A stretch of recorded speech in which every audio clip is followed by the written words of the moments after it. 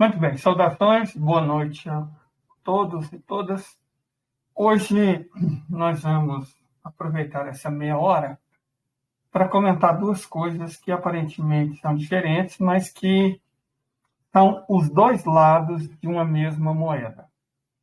Por um lado, né, na Ucrânia está havendo fortes ataques tanto em Kherson, quanto em Zaporizhia, quanto em Odessa, ao mesmo tempo em que o centro de Bakhmut já foi tomado, quer dizer, o cerco fechou em Bakhmut.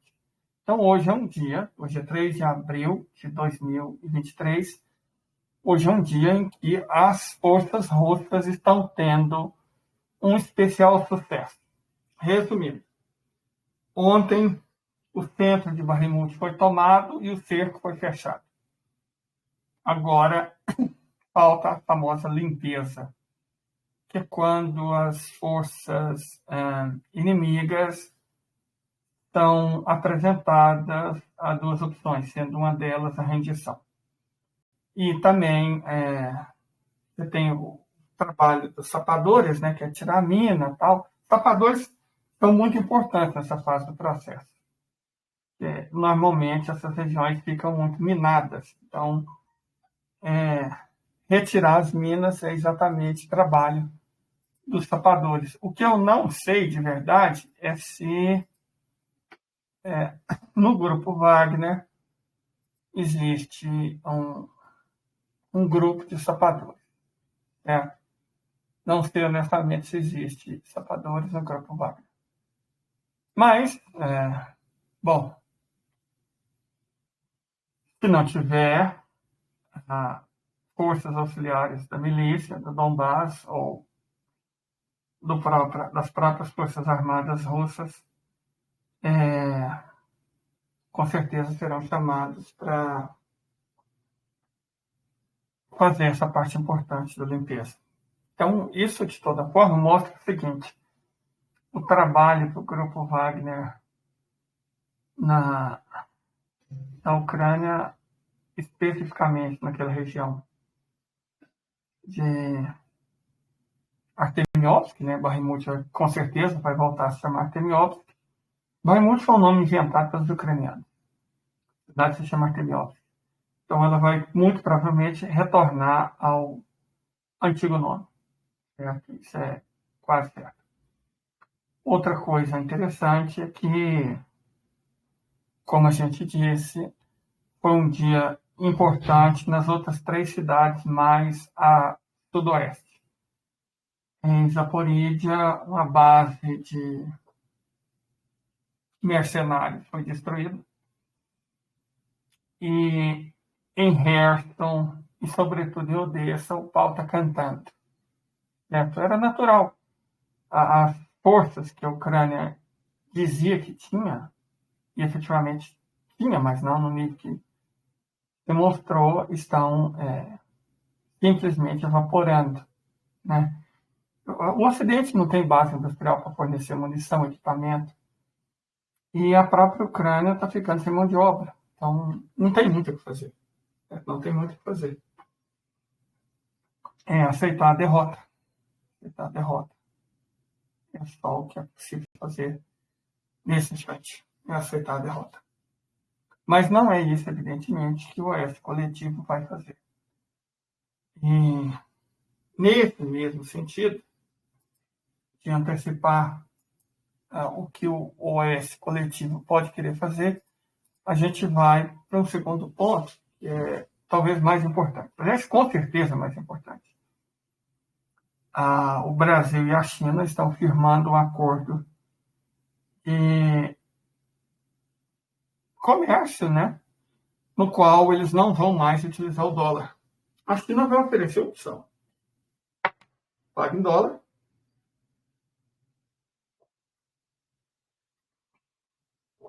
ou pague em real, receba em yuan. Renminbi, né? Renminbi acho que é o nome mais correto. E interessante, o mais interessante foi a reação dos Estados Unidos. O governo dos Estados Unidos reagiu de maneira muito afrontosa, reagiu de maneira virulenta. que o Brasil estava desestabilizando o livre mercado e não sei o quê, que era um absurdo o Brasil estar usando uma moeda que não seja o dólar.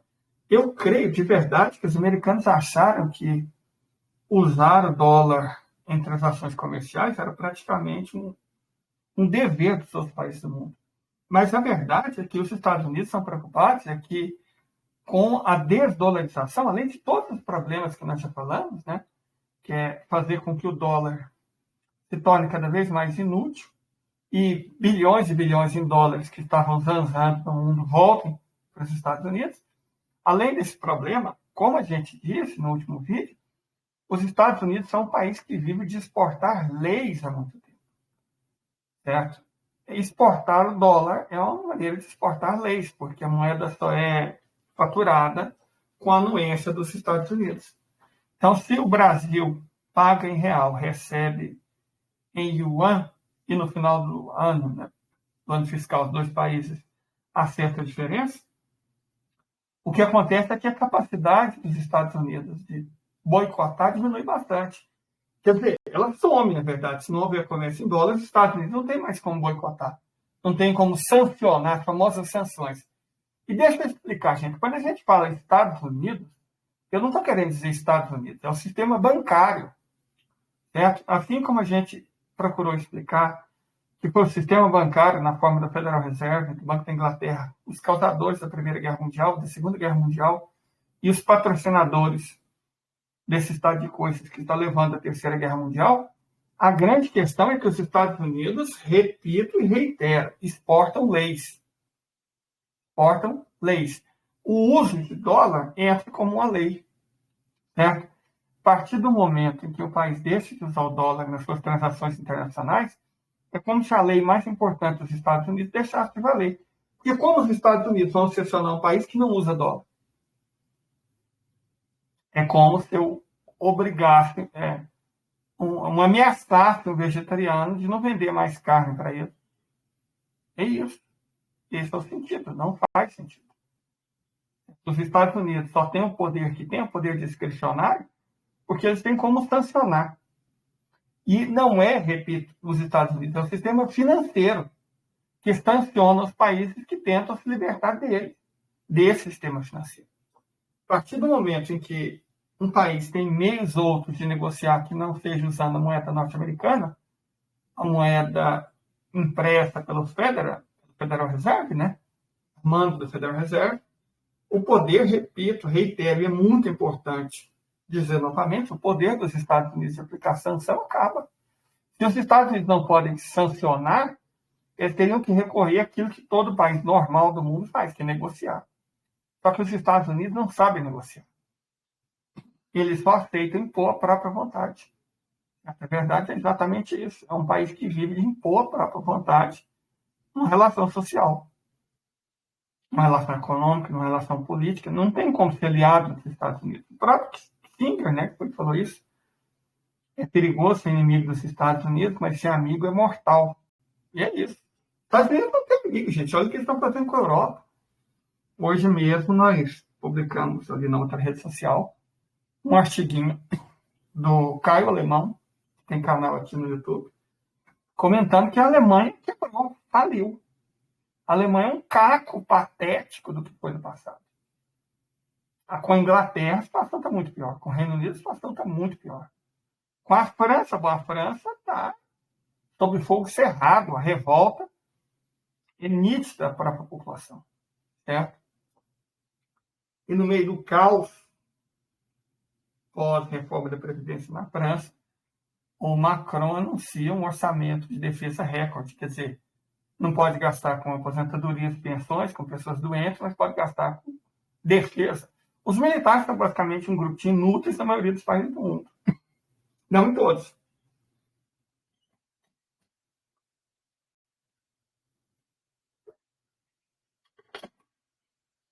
Evidentemente, eles são muito úteis em países realmente ameaçados.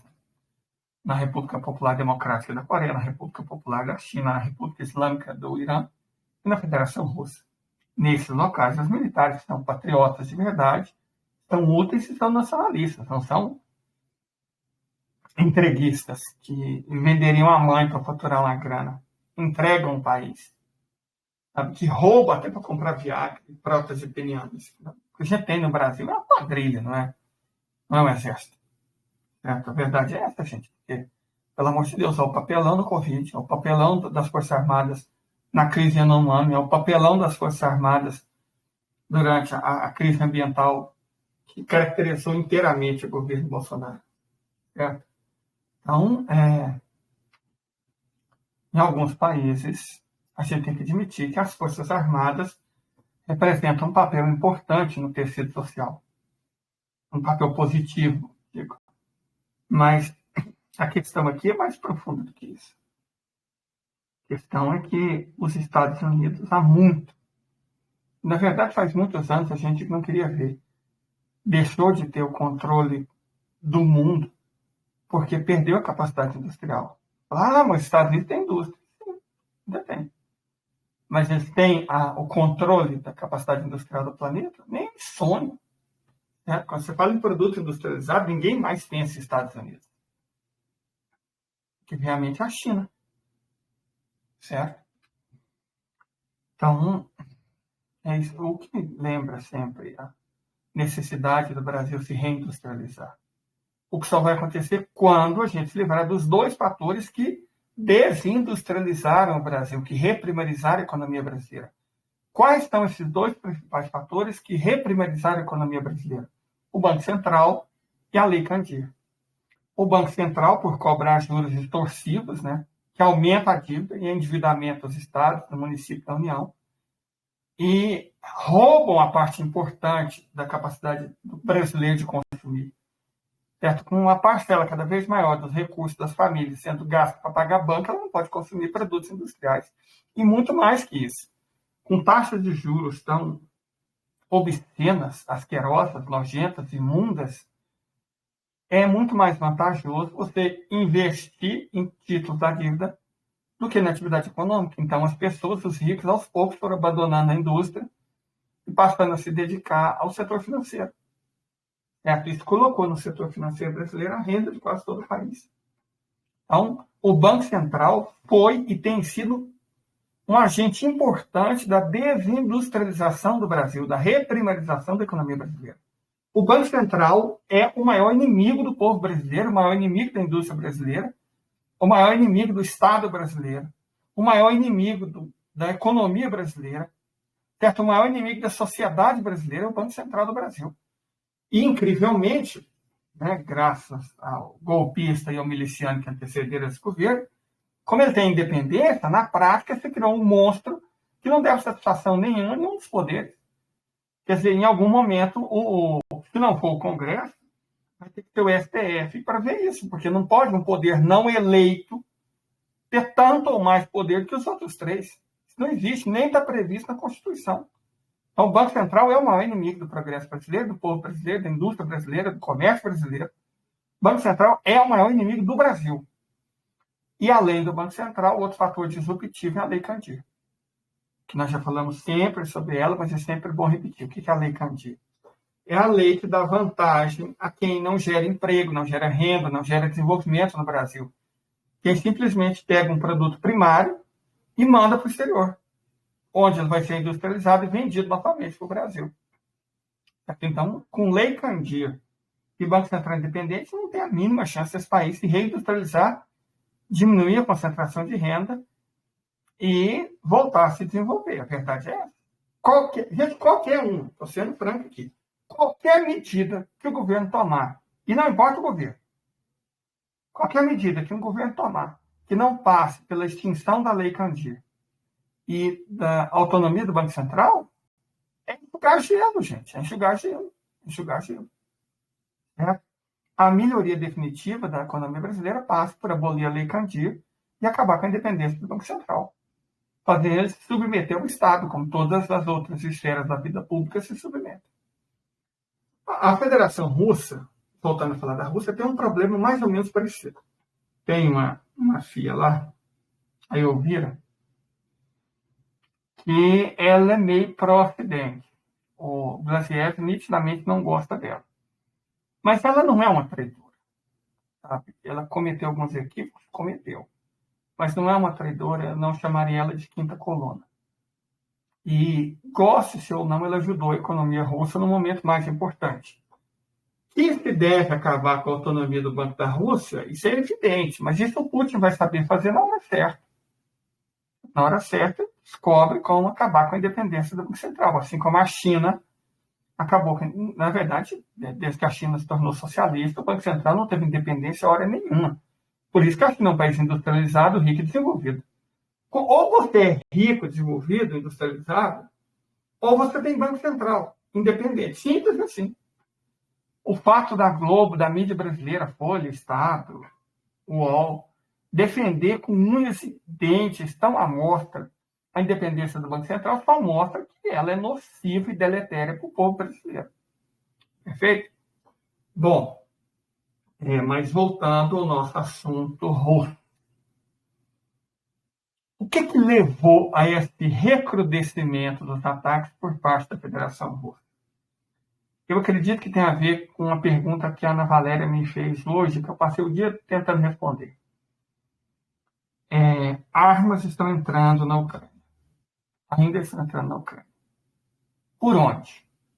É óbvio que os russos estão campeando isso, inclusive explodindo depósitos. Mas o fato é que armas do Ocidente estão entrando em território ucraniano. Como? Onde?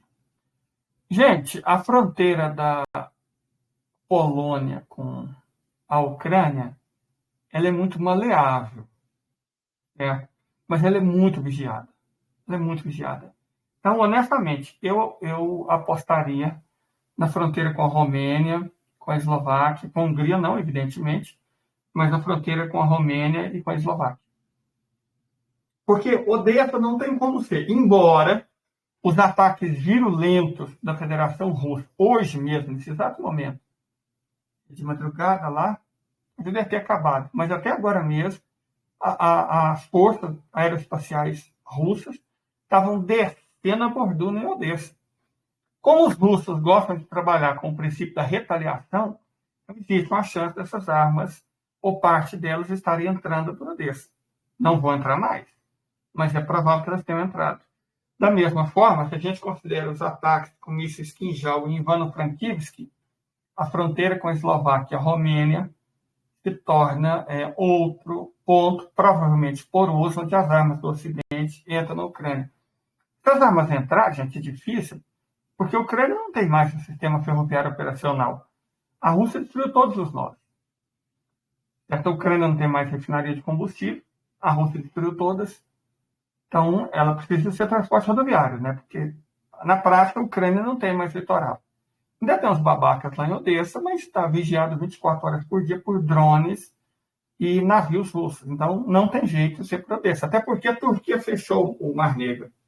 Então, se fecha o Mar Negro, o único local para ter acesso, na verdade, tem dois. A Bulgária, que está se mostrando um país bem atrevido, e a Romênia. Mais uma vez, o nome da Romênia aparece. Então, eu penso duas coisas aqui. Primeiro, que o país por onde essas armas estão entrando, eu acredito cada vez mais que esteja pela Romênia. Certo? Que esteja pela Romênia. E a outra questão a ser levantada é que até que ponto essa entrada de armas vai interferir no resultado da guerra. Eu acredito que muito pouco. De verdade, eu não acredito que vai influenciar grande coisa, não. Ah, mas está entrando novas armas. Gente,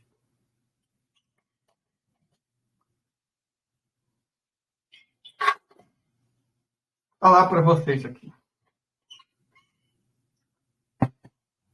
Não é interesse da Rússia que nenhuma arma entre. Pelo contrário, é de interesse da Rússia que as armas entrem. O que não é de interesse da Rússia é que elas sejam utilizadas.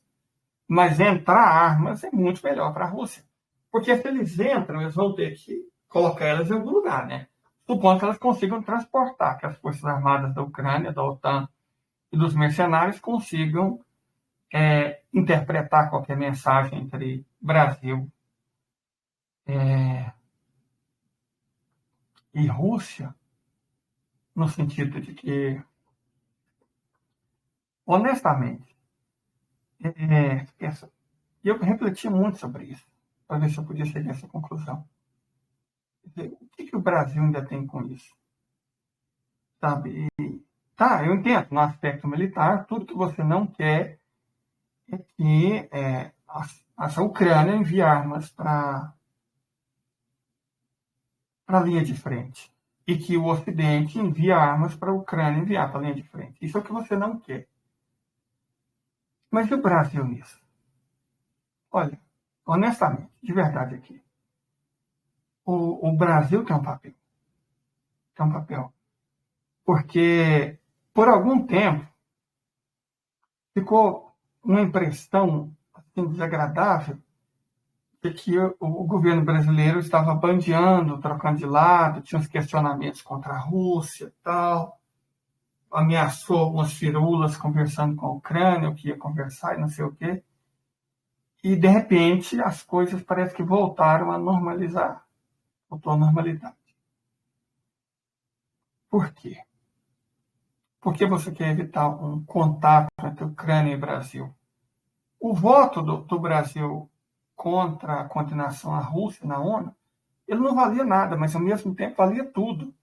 É uma demonstração de unidade. E, honestamente, os Estados Unidos não estão conseguindo mais aliados fora da zona deles, a que eles já tinham, né? América Anglo-Saxônica, país da OTAN, Coreia do Sul, que é o mais covarde do que o Japão, o próprio Japão, Singapura, Taiwan, os Estados Unidos, Austrália, Nova Zelândia. Os Estados Unidos, na prática, estão com os mesmos aliados de um ano atrás. Certo? E ainda assim estão impedindo o Brasil de entrar no jogo. Mas eu creio que entrou, gente. O Brasil já está no jogo. Os Estados Unidos não vão impedir a entrada do Brasil na Ucrânia. Quando eu falo a entrada do Brasil na Ucrânia, gente, eu não estou falando da entrada física. O Brasil não vai mandar tropa para a Ucrânia. É que eu estou entendendo a coisa num aspecto mais amplo. Quando eu falo entrar na Ucrânia, é na crise. E aí, essa crise vai muito além do aspecto do campo militar. Ela envolve áreas distintas da estratégia, da economia, da sociedade, da mídia, que tudo que a Federação Russa, a China, não quer que a gente entre na Ucrânia. E tudo que os Estados Unidos querem que a gente entre na Ucrânia. Porque entrar na Ucrânia, nesse caso, significa aceitar e até aderir ao sistema financeiro internacional. Porque a guerra não é do governo do Brasil, não, contra os Estados Unidos. A guerra não é dos Estados Unidos contra a Rússia. A guerra é de uma perspectiva de mundo multipolar contra uma perspectiva de vida unipolar baseada no poder americano. Certo? Então, romper com os Estados Unidos não significa necessariamente fazer guerra com os Estados Unidos ou mandar tropas para a Ucrânia. Romper com os Estados Unidos é deixar de utilizar o dólar. E eu estava pensando uma coisa interessante, de verdade. Recentemente, o ministro Camilo Santana colocou um bolsonarista no comando do Departamento de Ensino Médio do Ministério da Educação. Outro bolsonarista, eu vou esquecer o Ministério das Minas e Energia, porque aquilo ali é um caso perdido, por enquanto. Mas outro bolsonarista foi colocado em ponto-chave pela equipe do Haddad. E aí eu vi muitas pessoas, de verdade, gente honesta, gente da luta mesmo. Meu Deus, estão entregando. Estão colocando bolsonaristas em pontos-chave. Ou seja, o Brasil está entrando na Ucrânia. Mas eu penso de maneira diferente.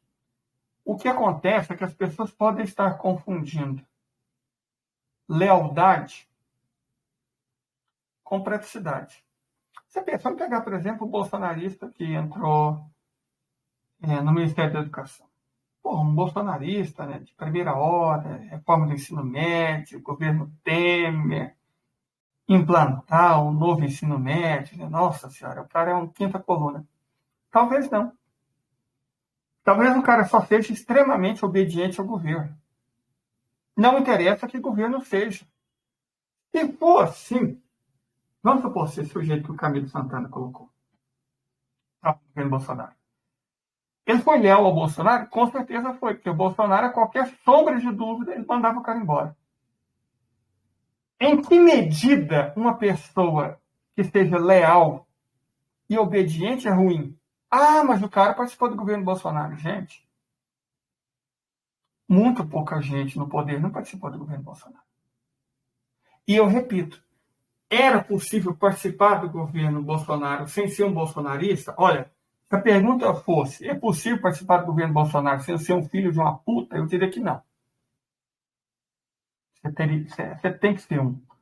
Mas é possível participar do governo Bolsonaro sem ser bolsonarista? Sim. Sim. Se você fosse um capacho competente, isso seria plenamente possível. Então, eu vejo, eu não tenho síndrome de Poliana, mas eu vejo essa ocupação de cargos-chave, não são muitos, são poucos, mas essa ocupação de cargos-chave por ex-bolsonaristas como uma coisa que não é necessariamente tão ruim. Porque se o cara for obediente, e se o cara se dispuser a fazer o trabalho sujo, está ótimo. O governo não pode ser feito só de carmelitas descalças, não. Alguém tem que passar o trator em cima. Ah, mas ele fez parte desse governo. Ok. Ele ganhou experiência em passar o trator em cima dos outros. A pessoa, muito provavelmente, não ama o Bolsonaro, ela amava o poder. E para manter o poder, essas pessoas são capazes de fazer muita coisa, inclusive coisas que podem ser úteis para o governo. A gente tem que ir devagar com o andor, porque é o santo de barro. E é nesse sentido que eu falo que o Brasil não pode entrar na Ucrânia. Certo? Não é no sentido de o Brasil mandar tropas para a Ucrânia, que nunca vai acontecer. É no sentido de que o Brasil não deve cooperar com os Estados Unidos ou com a ordem mundial baseada em regras, né? Que é a palhaçada que eles falam que existe. Considerando isso, qualquer atitude do Brasil que afaste o país do dólar e da ordem mundial baseada em regras, cara, ela é ótima. Quem está conduzindo, as pessoas nunca leram Maquiavel, não? Faz diferença. Aqui em Goiás temos um provérbio que fala, não importa se a mula é manca, o que eu quero é rosetar. E essa que é a questão, gente. Essa que é a questão. Nós não estamos à procura de carmelitas descalças para colocar no governo, não. A questão é ter gente que implante as políticas. O superior, o ministro, no caso, que tem que ser implantadas. Então, se o Flávio Dino falou, preciso de alguém que faça isso, isso e isso, e não faça perguntas, só traga resultados, como se fosse uma espécie de Patrushev da vida, o Camilo Santana precisa de alguém assim?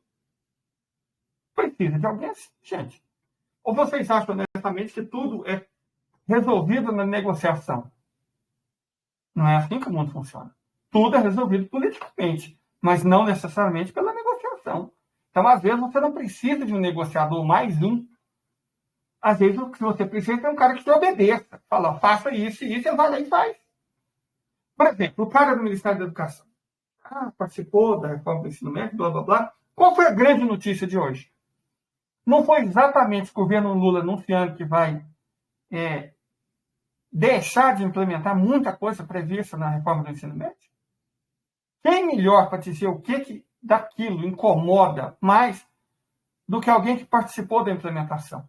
Quem conhece mais os meandros dessa lei tóxica do que quem colocou ela à baila? A verdade é essa.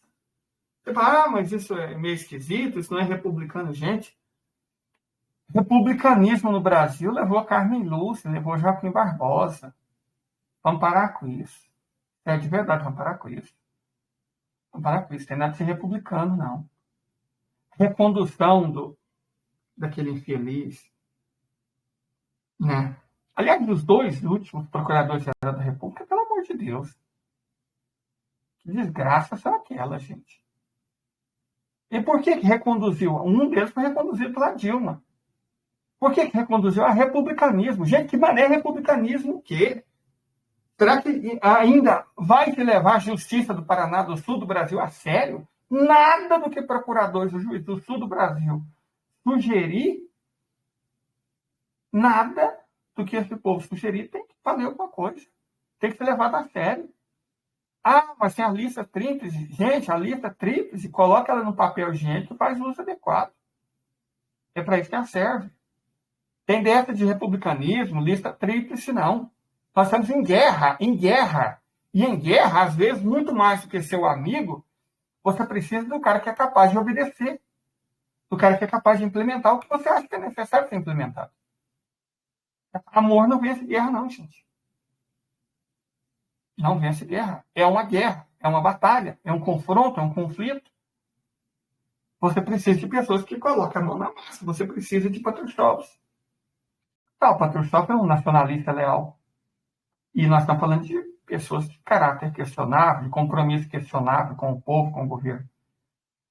Ok, eu entendo isso. Mas são pessoas que sabem obedecer, que sabem implementar. Sim, é o que a gente tem para o momento e está ótimo que seja assim. Certo? Então, basicamente é isso. Eu não vou me alongar muito, porque eu acho que eu estou fazendo alguma coisa errada. Eu estou dormindo cedo para acordar de madrugada, produzir o que eu tenho que fazer no meu serviço. Inclusive, eu vou fazer isso hoje de novo. É o melhor horário para fazer relatório chato. Coisas assim de madrugada.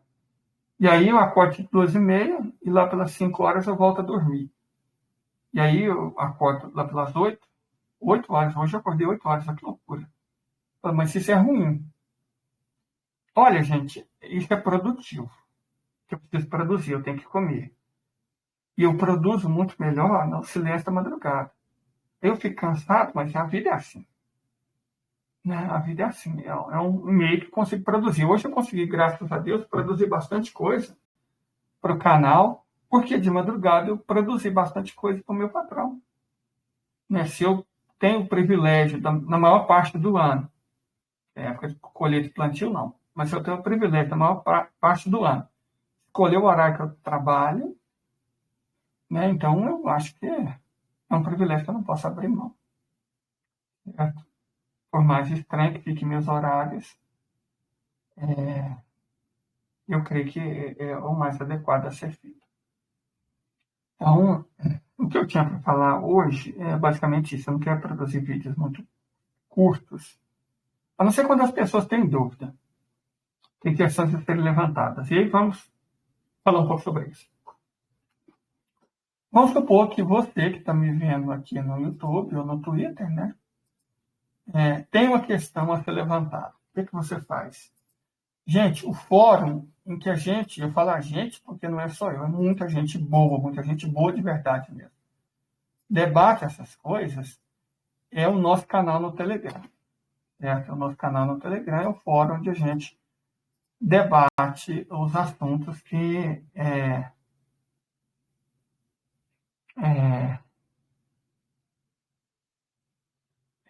precisa resolver. Inclusive, agora que eu estou vendo um negócio aqui, deixa eu contar para vocês, eu não sou muito bom em Telegram. Nós temos nosso canal no Telegram, vou deixar aí para vocês. Aí, na hora de colocar administradores no canal, tinha um negócio lá, ficar invisível. E eu falei, nossa, isso parece massa, né? Parece ser um poder interessante. Só que agora que eu fui ver que não é uma coisa boa, uma coisa que eu fiz por burrada. Depois eu conserto. Só para deixar claro que, bem que eu vi que tinha umas pessoas que não estavam aparecendo o nome. Fui eu que coloquei, eu colocar invisível. Né? Deixa eu só responder uma pergunta, antes da gente encerrar, que foi colocada no nosso canal. Diz respeito a um acordo entre a Rosneft e a Companhia Petrolífera da Índia. O que significa? Significa mais um passo enorme na direção da desdolarização. Certo? Na direção da desdolarização.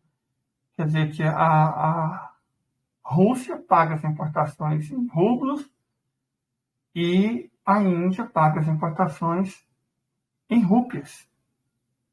Não usa mais dólar. A Rússia e o Irã, é claro, esses países mais boicotados, vem desdolarizando essa economia há muito tempo. Mas desses que não fazem a desdolarização por obrigação, por necessidade, a Índia é o que mais tem surpreendido. Os árabes também têm dado passos enormes nesse sentido. Mas a Índia é impressionante o tanto que ela tem avançado na desdolarização. A desdolarização hoje é um fato. É um fato. A desdolarização é um fato. Certo? E outra coisa que foi levantada aqui. Foi comentado aqui. O preço de Dubai são mais maleáveis. A fixação do preço é de acordo com o humor do sheik, ou segundo as boas línguas, de acordo com a percentagem que fica para a administração. Isso é uma notícia de que a Rússia vai começar a vender petróleo no mercado de Dubai. Certo? A Índia vai comprar petróleo no mercado de Dubai, que é exatamente essa questão do acordo indiano-russo feito. Nós já tínhamos comentado sobre isso. A moeda de Dubai provavelmente é a moeda mais forte do mundo. Moeda dos Emirados Árabes Unidos, não só Dubai, Abu Dhabi, Sharjah, tudo. A moeda dos Emirados Árabes Unidos, repito, é a moeda mais forte do mundo, porque ela é lastreada. Ela é lastreada em ouro. Ela não é uma moeda fiduciária. Sobram muito poucas moedas não fiduciárias do mundo. Entre essas moedas não fiduciárias, a mais importante delas é o dirham. Dirham dos Emirados Árabes Unidos, que é uma moeda lastreada em ouro. Então, ter negociado nos Emirados Árabes Unidos, ainda que você tem que pagar uma porcentagemzinha, tal, não sei o quê, é muito interessante. É muito interessante porque é uma forma de comércio que pode ser feito totalmente sem dólar. Mesmo que você não faça na moeda nacional, você pode comprar óleo em Dubai sem usar dólar, usando ouro, por exemplo. Certo? Então, Rússia e Índia fazerem negócio em Dubai é uma desdolarização dupla, porque fortalece o mercado de Dubai e, ao mesmo tempo, enfraquece tremendamente o dólar. E é só para repetir aquilo que a gente disse no começo da transmissão. O dólar não é só uma coisa que os Estados Unidos imprimem, um direito que os Estados Unidos se dão de comprar o mundo. Não. O dólar tem um papel geopolítico muito além disso. Por quê? O país que usa o dólar fica muito facilmente sancionável pelos Estados Unidos. Abandonar o dólar significa abandonar a possibilidade de ser efetivamente sancionado, que é a principal arma que os Estados Unidos têm contra país que desobedece, né, a ordem internacional baseada em regras e sanções. Então, gente, eu vou dizer uma coisa para vocês. O bloqueio contra Cuba vai acabar porque as pessoas não vão respeitar mais as sanções. Não é que os Estados Unidos vão abolir as sanções. É que as sanções vão começar a ser desrespeitadas, porque o que fazia a sanção ser respeitada é o fato dos países usarem dólar. Não usando o dólar, a única coisa que os Estados Unidos podem fazer contra o país é morder na testa. É só isso. Então, eu acredito honestamente que nós estamos no caminho, tanto nacional, não é o adequado. Não é mesmo adequado. Tem muita coisa errada, ou que não é do jeito que a gente quer. Mas a diferença entre nós, os adolescentes e os exaltados, é que a gente sabe que tem que fazer a famosa análise de conjuntura. A conjuntura não podia ser mais desfavorável internamente. Ela só é favorável externamente. E essas circunstâncias, essa conjuntura externa, o Brasil tem aproveitado bem. O Brasil tem aproveitado bem. E é aquilo que eu venho dizendo há muito tempo. O Brasil não tem massa crítica para implodir o sistema. Qualquer transformação vai vir de fora. Certo? E tomar as decisões corretas, como, por exemplo, desdolarizar a economia em parceria com a China, é uma coisa que vai ajudar essas forças de fora a controlar o que tem aqui dentro. É mais ou menos como se fosse uma força gravitacional. Você pensar, o ideal seria que a estrela ou qualquer coisa explodisse, né? Vamos pegar aquela estrela do filme Star Wars, né? A estrela, sei lá o que. Entrou lá dentro e explodiu ela. Isso não vai acontecer no Brasil. O Brasil tem o judiciário brasileiro, todo mundo sabe o que é. O Brasil tem o Ministério Público do Brasil, que é pior do que o judiciário. E o Brasil tem a polícia, que é pior do que o Ministério Público. E, além de tudo, tem o Exército, que é pior do que a polícia.